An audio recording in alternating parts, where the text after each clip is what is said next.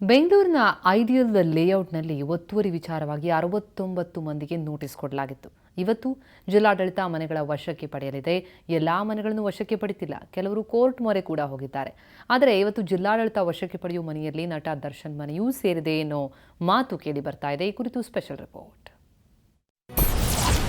ಕೊನೆಗೂ ಒತ್ತುವರಿ ತೆರವಿಗೆ ಮುಂದಾದ ಜಿಲ್ಲಾಡಳಿತ. ಇಂದು ನಟ ದರ್ಶನ್ ಮನೆ ತೆರವು ಸಾಧ್ಯತೆ.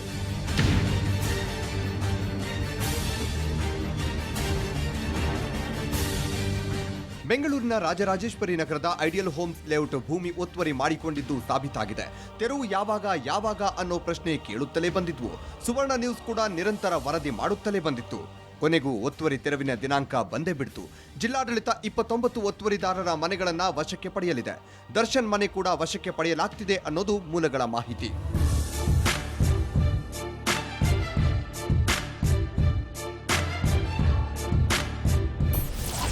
ಕೋರ್ಟ್ ಮೆಟ್ಟಿಲೇರಿದ 44 ಒತ್ತುವರಿದಾರರು.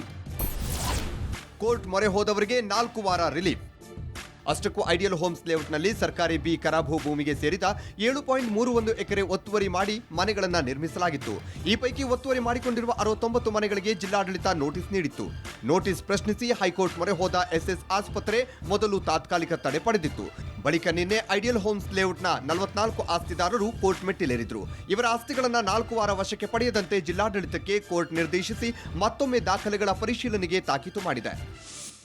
ಅವರಿಗೆ ನೋಟಿಸ್ ಕೊಟ್ಟಿದ್ವಿ. ಕೋರ್ಟ್ ನಿರ್ದೇಶನದ ಪ್ರಕಾರನೇ ಒತ್ತುವರಿ ತೆರವುಗೊಳಿಸೋದ್ರ ಬಗ್ಗೆ ನೋಟಿಸ್ ಕೊಟ್ಟಿದ್ವಿ. ಆ ನೋಟಿಸ್ಗೆ ಉತ್ತರ ಕೊಟ್ಟಿದ್ದಾರೆ. ಅವರು ಉತ್ತರ ಕೊಟ್ಟಾಗಿ ತಹಶೀಲ್ದಾರ್ ಕೊಟ್ಟಿರೋ ನೋಟಿಸ್ಗೆ ತಡೆಯಾಜ್ಞೆ ಕೊಡಿ ಅಂತ ಹೈಕೋರ್ಟ್ ಮೆಟ್ಲೇರಿದ್ರು. ಹೈಕೋರ್ಟ್ ಏನು ಹೇಳಿದೆ, ತಹಶೀಲ್ದಾರ್ ಅವರಿಂದ ವಿವರಣೆ ಪಡ್ಕೊಂಡು ನಿಯಮಾನುಸಾರ ಕ್ರಮ ಜರುಗಿಸಬೇಕು, ಅಂಥವರೆಗೂ ಕೂಡ ಏನು ಕ್ರಮ ಜರುಗಿಸಬಾರದು ಅಂತ ಹೇಳಿರೋದು. ಹೈಕೋರ್ಟ್ ಮೊರೆ ಹೋದವರನ್ನ ಬಿಟ್ಟು ಇನ್ನುಳಿದ 29 ಆಸ್ತಿದಾರರ ಮನೆಗಳನ್ನ ಜಿಲ್ಲಾಡಳಿತ ಇಂದು ವಶಕ್ಕೆ ಪಡೆಯಲಿದೆ. ಇದೇ ವೇಳೆ ನಟ ದರ್ಶನ್ ಹೈಕೋರ್ಟ್ ಮೊರೆ ಹೋಗಿಲ್ಲ ಎನ್ನಲಾಗ್ತಿದೆ. ಇದು ನಿಜವೇ ಆಗಿದ್ದಲ್ಲಿ ದರ್ಶನ್ ಮನೆಯನ್ನು ಇಂದು ಜಿಲ್ಲಾಡಳಿತ ವಶಕ್ಕೆ ಪಡೆಯುವ ಸಾಧ್ಯತೆ ಇದೆ. ಮಸೂದ್ ದೊಡ್ಡಬಾಗಿಲು, ಸುವರ್ಣ ನ್ಯೂಸ್.